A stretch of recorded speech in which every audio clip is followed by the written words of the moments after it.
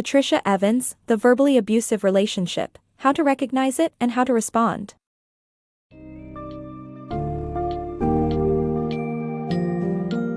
Are you struggling to understand the confusing dynamics of your relationship? Do you feel emotionally scarred but can't quite pinpoint the cause? The Verbally Abusive Relationship, by Patricia Evans, provides crucial insights into the intricate world of verbal abuse that often goes unnoticed as it leaves no visible signs. The book uncovers the tactics abusers use to manipulate and control their partners, from withholding communication to trivializing their partner's feelings.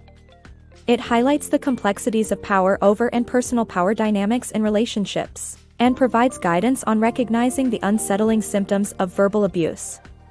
Develop a deeper understanding of verbal abuse and learn how to break free from its oppressive grip with this eye-opening summary.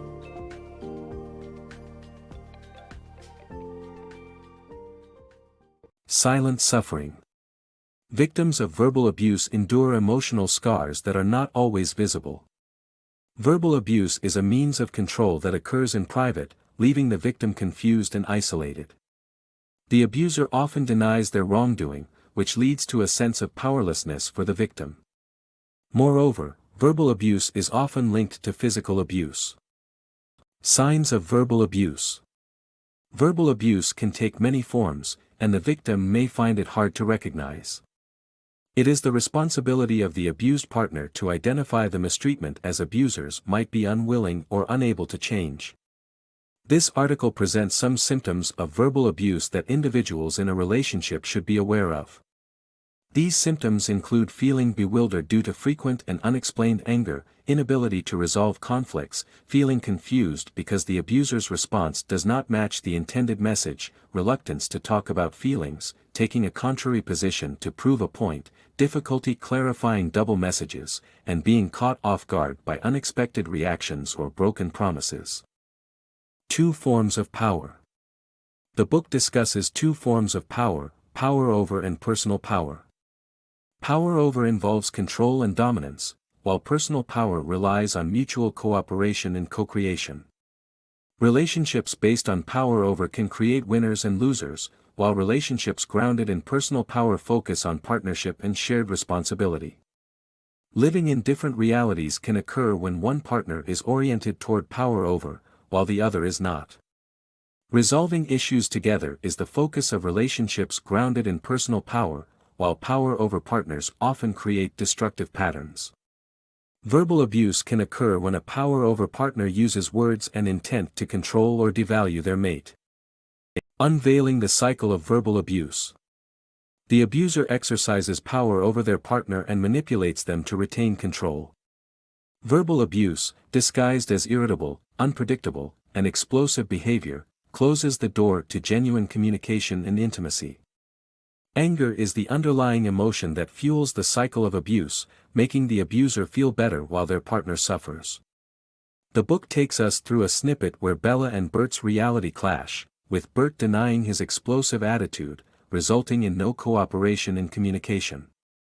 Understanding this cycle of anger and powerlessness is crucial towards tackling verbal abuse in relationships. Victim of verbal abuse. The victim of verbal abuse often loses faith in themselves and trust in their own perceptions, leaving them susceptible to further abuse.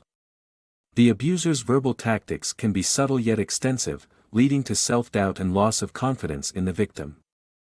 These tactics often include undermining, trivializing, blaming, and accusing, as well as more obvious forms like name-calling and threatening. The abuse can go unnoticed because it usually occurs in private, the abuser denies it, and the victim tends to ignore or doubt their own feelings. Accepting the reality of the abuse is the first step for the victim to recover. Facing verbal abuse in a relationship. This article empowers victims of verbal abuse to recognize, address, and overcome it. Firstly, the victim must understand that abuse is not love, rather, it is a tool for domination and control. Seeking professional help and support is crucial for the victim to recognize the abusive dynamic, develop inner strength and resources, and change their situation. However, it is important to choose the therapist carefully and avoid anyone who does not recognize verbal abuse as hostile aggression or holds the victim of abuse in any way responsible. Setting limits is also essential. The victim must firmly express their feelings and refrain from explaining them or appealing to the abuser's compassion. Leaving the situation is the ultimate power the victim holds, and they must concentrate on the present while making changes. Finally, if the abuser continues to deny responsibility or refuses help, the victim must protect themselves and end the relationship.